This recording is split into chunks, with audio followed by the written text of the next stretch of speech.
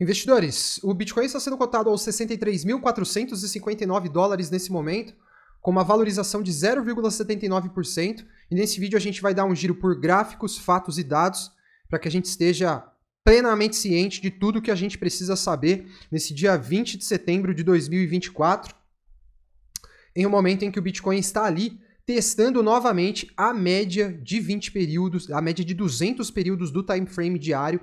O Bitcoin e as criptomoedas voltam a demonstrar força, né, investidores? E a gente está muito próximo de uma configuração aqui que pode gerar um pivô de alta no Bitcoin, um pivô amplo, um pivô que a gente não via há bastante tempo acontecendo. Olha lá, o Bitcoin fez um movimento de impulso, deixou um topo, corrigiu, deixou um fundo e ele volta se projetando agora para testar esse nível que é muito importante e que a gente tem monitorado de perto aqui no canal, que está ali entre 64 e 65 mil dólares, que é uma região que tem o topo anterior, que precisa ser rompido, está em 65 mil dólares, e a média móvel de 200, que agora está em 63.976 dólares. Romper esses níveis significa que o Bitcoin pode entrar em uma frequência de alta renovada para ir novamente testar a região dos 70 mil dólares, né? Olha só que interessante pode ser, tá? Então, Bitcoin bateu ali na média de 200, testou ela ontem, testou hoje, por enquanto, deixando o pavio aqui, tudo muito natural. A média de 200 é uma resistência muito forte para o preço, quando o preço está abaixo dela, assim como ela é um suporte muito forte também, quando o preço está acima dela, certo? Preço abaixo dela, ela é uma resistência forte, preço acima dela, ela é um suporte muito forte. Então, por enquanto, tudo normal aqui e a gente vai aguardar para ver se o Bitcoin, nesses próximos dias, vai ter força para romper esse 65K. Se ele fizer isso, ele basicamente, pela primeira vez desde março, vai estar conseguindo romper, né, se projetar acima de um topo anterior, né? Desde que ele entrou naquela frequência de baixa de março, o que para nós, aqui na nossa interpretação, eu digo nós porque eu sei que nós temos muitos seguidores, muitos investidores que compartilham da visão de que o Bitcoin está em um bull market. O Bitcoin está em uma franca tendência de alta no time frame diário. Essa tendência de alta se iniciou lá em novembro de 2022, certo? Então, tudo que a gente tem aqui é um processo corretivo de onda 2 dentro de uma tendência secundária de baixa, desculpem, dentro de uma tendência primária que é de alta. Tá? E romper esse topo dos 65K basicamente começa a ser sinal claro de que essa tendência secundária está muito próxima de ser revertida. Isso em um momento cíclico importante, a gente vai falar disso também aqui nesta análise. Eu quero mostrar para vocês, bom, primeiro que a gente já falou de altcoins aqui nos últimos vídeos do canal, mostrei para vocês algumas que estão com configurações muito legais, várias altcoins explodindo, assim como a gente já estava projetando aqui, Bitcoin ganhando força e indo testar a média de 200 e o topo dos 65K, seria um cenário de altcoins explodindo e é o que vem acontecendo. Hoje, neste momento, até deu uma arrefecida, não dá para falar que a gente tem um cenário exatamente explosivo, mas altcoins com boa performance, o mercado mostrando força em um momento muito importante do ciclo, em um momento em que o mercado tradicional está mostrando força também. Olha lá o SP500, o principal índice de ações da Bolsa Americana, que deixou um amplo pivô de alta aqui e fechou fechou em uma nova máxima histórica ontem, né? Uma nova máxima de fechamento. Tudo isso como reflexo do processo de corte de juros que está acontecendo no dólar americano. A Nasdaq também formou um pivô de alta aqui interessante. Então, a gente acompanha também esses outros índices, né, que se correlacionam com o BTC. O ouro também está nas máximas históricas, né, investidores? Neste momento, o ouro formando uma nova máxima, eu tenho um alvo ali, um alvo técnico para o ouro lá em 2.679 dólares. Você tá achando que eu defini esse alvo aqui com ele aqui pertinho? Não, brother, ele estava aqui embaixo quando a gente falou, ele pode ir lá em 2.679, ele está indo lá. Ou seja, ouro nas máximas, S&P nas máximas, Nasdaq também já renovou suas máximas há poucos meses atrás e o Bitcoin ainda não, né? E isso é basicamente um fator cíclico específico do Bitcoin, e que, na minha leitura, não tem problema nenhum. A tendência é que o Bitcoin, a tendência é que se tudo permanecer constante, naquele conceito da economia, ceteris paribus, se tudo permanecer constante, a gente vai ver o Bitcoin rompendo renovando a máxima, e aí sim, cara, uma escalada brutal acontecendo nesse mercado. Isso pode ter início já nesse fim de ano. Muita gente falando, investidores, desse gap, tá? quero falar um pouquinho sobre a questão do gap. Tinha gente aqui no canal ontem falando, tome cuidado, Adriano, porque o Bitcoin tem um gap lá em 50 e quanto que é? O gap está entre 53.500 e 54.500, um gap de $1.000 aqui, justamente nessa região onde o Bitcoin deixou o último fundo, né? E, caras, bom, primeiro que assim, vamos contextualizar uma parada. Eu tô aqui nesse mercado há bastante tempo já vivi muita coisa aqui, e de 2022 para cá, que é quando, para mim, a gente iniciou um novo ciclo, né? Tem gente que considera o início de um novo ciclo tendo como base a data do halving, tudo bem, não é errado pensar assim. Eu entendo que um novo ciclo se inicia quando o mercado forma um topo de ciclo, um topo de preço. O Bitcoin formou um topo lá em novembro de 2021. A partir dali, a gente iniciou um novo ciclo. Para mim, os ciclos se iniciam primeiro com a baixa. O mercado começa desalavancando para depois ele voltar a acelerar anos depois e renovar as máximas daquele ciclo anterior. Então, nesse processo de 2022 para cá, meu brother, a gente passou por tanta coisa. Tá? Para quem chegou há pouco tempo, quem chegou esse ano, quem chegou até ano passado, pegou o filé do mercado. A gente que está aqui já há anos, nós já passamos por tantas coisas, tantas intempéries. Ontem na nossa live de membros a gente estava enumerando tudo o que a gente passou para chegar até aqui nesse ciclo e com todo respeito, eu respeito a visão, mas para a gente que está aqui há 1000 anos se preocupar com gap, desculpa meu irmão, gap não é motivo de preocupação para a gente, tá? E isso é de um ponto de vista em relação à experiência cíclica que a gente está vivendo. Aí falando de um ponto de vista técnico agora, os gaps não têm nenhuma obrigatoriedade de serem fechados, tá? E é uma ingenuidade ou um erro de conceito para o novo trader pensar que o fechamento de um gap tem aquela faixa de preço que está em aberto como motivador. O gap não é motivador para movimento de preço. O gap é a consequência de um movimento de preço que leva, tá, esse gap a ser fechado. Para que o Bitcoin venha a fechar esse gap, a gente precisa de um catalisador de baixa. A gente precisa que alguma coisa direcione o preço para que a gente olhe e fale, olha lá, cara, o preço realmente está indo lá no gap, o preço vai fechar o gap. E o que está acontecendo aqui é exatamente o contrário, brother. O preço está numa tendência de alta já no gráfico de 4 horas aqui, inclusive uma forte tendência de alta no gráfico de 4 horas. Olha aqui, topos e fundos ascendentes, o preço está seguindo a direção oposta ao gap e conceitualmente, tecnicamente falando de uma maneira profissional, o gap não é motivador, ele é uma consequência. O fechamento do gap é uma consequência. Então, para que esse gap venha a ser fechado, a gente precisa que alguma coisa catalise a queda aqui, para que o preço seja direcionado ao gap. O gap por si só não chama o preço para lá, tá? Não se iluda com isso. E um outro fator também é que não são todos os gaps que são fechados. Eu asseguro para você, trader, o Bitcoin vai deixar gap em aberto e vai entrar na bull run. Eu não sei se vai ser esse gap aqui, mas algum gap ele vai deixar. Olha que gaps em aberto que a gente tem. Olha lá. Gap entre 20.300 e 21.170 dólares. Na hora que a gente tava aqui, tava todo mundo falando, vai lá fechar o gap, vai lá fechar o gap. Os caras aqui, ó, tô esperando ir fechar o gap para comprar, ó. O cara aqui, ó, esperando fechar o gap. Fechou o gap? Não fechou, foi embora. O preço foi embora. Tem outro, lá do ciclo passado, isso aqui já é desse ciclo, ó, do ciclo passado, bem no pé da montanha tem um gap que ficou aberto também. Eu vou monitorando esses gaps. Olha lá, desde o ciclo passado, o gap tá aberto aqui, ó, um gap lá em 9.000 dólares, tá? Fechou? Não fechou. Não fechou o gap. Gap em si não é motivador nem para alta nem para baixa. Ficou um gap acima do preço. Cara, se os catalisadores forem de queda, o preço vai embora e vai largar aquele gap lá. Tem um gap abaixo do preço. Brother, se os catalisadores forem de alta, o preço vai embora e vai largar o gap lá. Essa é a minha interpretação em relação a gaps, tá? Se você tem uma leitura diferente, tudo bem, não tem problema, não tô falando isso para você concordar comigo. A única coisa que eu quero é respeito, porque provavelmente eu tô nesse mercado há mais tempo que você, tá? Eu conheço pouca gente que entrou no mercado antes de mim, tá? Então, respeite a velha escola, certo? Então, basicamente em relação a essa questão de gap, que o preço tem que fechar gap ou não, que o preço vai cair porque tem um gap, já tá dada aqui a minha opinião e é basicamente isso. Agora vamos partir aqui para um giro de dados, investidores. Tem bastante coisa legal para a gente repercutir aqui. Antes eu quero deixar o convite para você que está chegando no canal pela primeira vez, se inscrever e ativar o sininho de notificações e se juntar aos mais de 25.600 investidores que acompanham o nosso conteúdo no canal.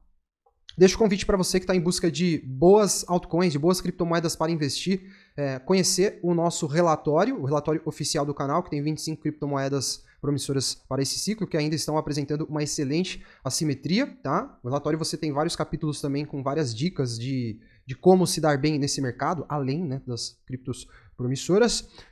Como vocês podem ver aqui, um relatório muito bem avaliado. 90% da galera que avalia o relatório deixa avaliações muito positivas. Olha aqui, a ampla maioria da nota 10, né? 75%, mais de 75% da nota 10, e não é pouca gente não que avaliou o relatório, então até agradeço a galera que participa lá da pesquisa que é enviada depois que a pessoa compra o relatório, porque isso ajuda a gente a mostrar que o relatório realmente é bom e faz a diferença, tá? Então o link tá aí na descrição. E, bom, partindo aqui para esse giro de dados efetivamente agora, a gente teve o Banco do Japão que não elevou os juros, né, investidores?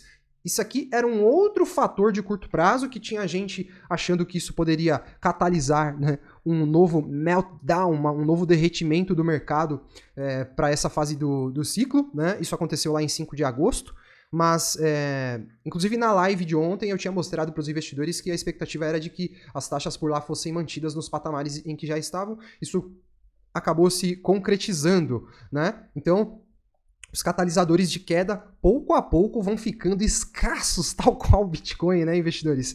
E o mercado já voltou aqui para um cenário de neutralidade no indicador de medo e ganância, né? Há poucos dias, esse indicador estava aqui no medo extremo, agora tá todo mundo corajoso querendo comprar, né? Vou esgotar o meu caixa agora, tá? Quando o indicador estava aqui no medo extremo, tá? Os caras que estão falando de gap agora, que estão esperando o fechamento de gap, não compraram, né? O fato de não comprar se dá por alguns fatores, né? Alguns investidores não tinham liquidez para comprar, tudo bem, isso é um fator que muitas vezes o cara não consegue realmente controlar. Alguns outros investidores entraram para o mercado depois, né, que o Bitcoin atingiu 49 mil dólares há poucos dias atrás. Há pouquíssimos dias atrás o Bitcoin estava 49 mil dólares, tá? Enfim, o cara entrou depois de 5 de agosto. Paciência, o Bitcoin está aqui desde 2009, né? E muitos não compraram, agora estão esperando, achando que gap é motivador para queda, porque não tiveram coragem. Porque quando aqui estava escrito medo extremo, ele estava com medo extremo. Na real, estava escrito medo extremo, porque ele estava com medo extremo e ele não teve coragem de comprar naquela hora. Tá? Aí agora ele fica torcendo, ele vira um torcedor querendo que um gap seja o que vai salvar ele e vai fazer com que o preço vá lá num patamar em que o preço estava esses dias, estava até abaixo do gap, né? O preço chegou a 49 mil dólares, aí ele vira um torcedor. Por quê? Porque ele não teve coragem, ele não teve a postura do investidor de ativos de risco, que é comprar quando o mercado está morrendo de medo. E eu falando aqui, isso é oportunidade, esse humor do mercado vai melhorar. Tá aqui agora, ó, já tá neutro. Daqui a pouco, não precisa de muito para isso aqui entrar para ganância novamente, né? O Fear and Greed do mercado tradicional já está em ganância. Olha lá. O mercado tradicional americano já está ganancioso novamente. E esses fatores acontecendo no Bitcoin em um momento cíclico que a gente vê que a oferta de Bitcoin nas corretoras permanece nas mínimas de muito tempo, né, caras? Cada vez mais a gente vê menos oferta de Bitcoin nas corretoras, cada vez menos liquidez para que as corretoras tenham Bitcoins ali para negociar, né?